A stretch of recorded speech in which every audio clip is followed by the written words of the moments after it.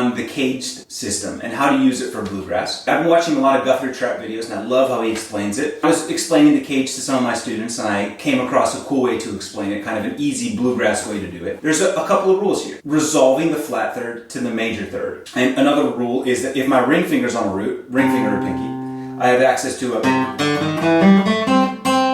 And if my index finger's on a root, I have access to a minor pentatonic. And then you can mix this stuff pretty seamlessly. So the flat third resolving to the major third, that's already happening. My index is on a root and I have access to a minor pentatonic. That's a flat third. Resolve it. Continue minor pentatonic. On the way down, resolve the flat third to the major third and then go down. You can go down in many, many ways. It's not important exactly how I'm going down. It's just important that if you're going up or down, if you get to a flat third, resolve it to the major third. And this is not a hard rule, it's just a tool that you can play with that sounds pretty good. It's not more serious than that. Now, okay, root, flat third, resolve it, minor pentatonic, finish the minor pentatonic. Ring fingers on a root. Right? Resolve the flat third to the major third. On the way down, flat third, major third, minor pentatonic. Resolve the flat third to the major third.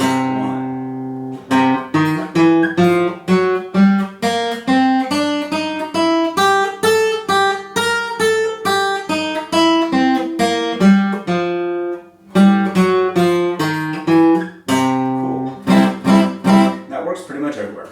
Right, this is a G shape. The abominable, awful G shape. Nobody plays this.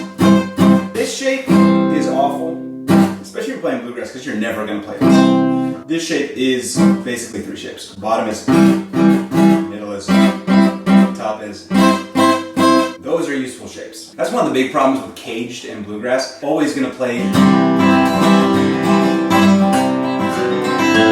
open chords because your band needs that. Your band needs a giant pad of a rhythm, right? And you're not going to get that from... You're just not going to get that. Right? You get no awesome runs up here. It's a little bit weaker, right? Just keep in mind, these CAGED chords in a bluegrass situation are going to be used for lead most of the time. Lead and some fills, perhaps. Pinky, that's a root. I have access to a... Index is on a root. I have access to a...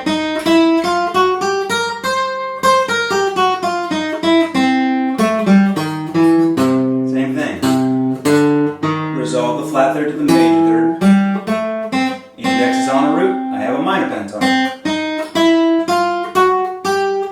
Go down.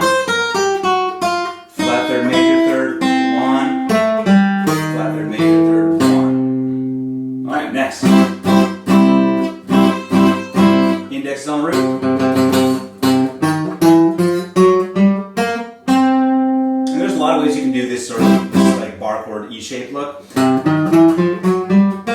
Ring fingers on a root. I can go stuff like that, or I can go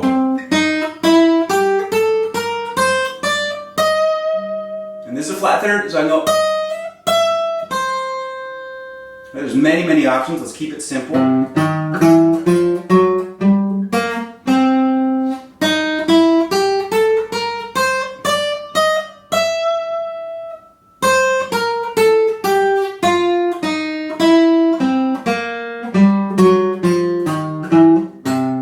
I did on the way down. I have an issue here. If I go straight to the major third, then I have to go and go from major third to flat third, then the flat third is not being resolved. So what you can do is 5, 4, flat 3, major 3. Very Tony Rice. Very cool line. So anytime I'm playing down this shape, I can go.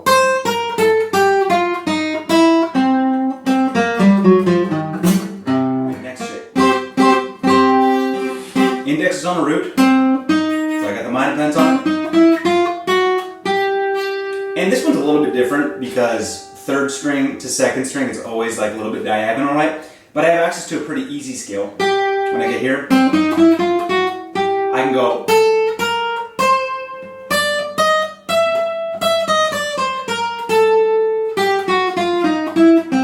That one Tony uses a lot.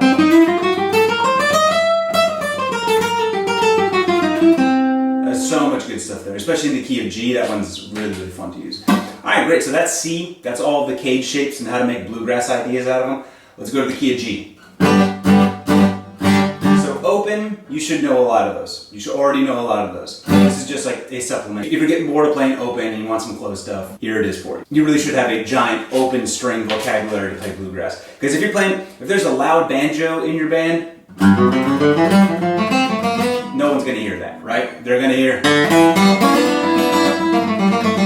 But this CAGED stuff, still fun, right? Okay.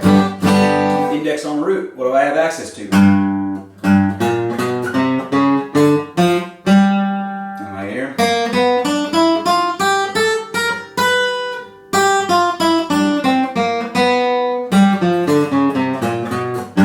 Alright, good. Excellent. Index is on root.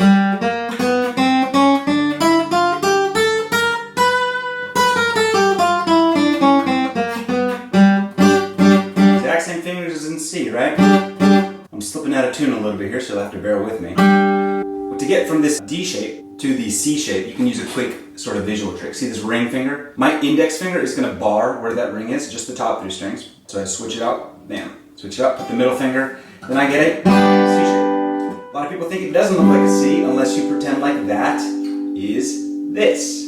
And now this looks like a C.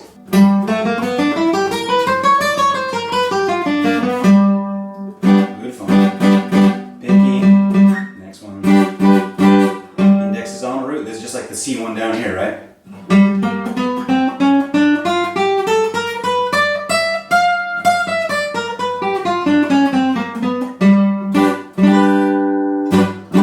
So that is a quick sort of bluegrass primer for the CAGED system. Hope you all enjoyed it. Have a good day, y'all.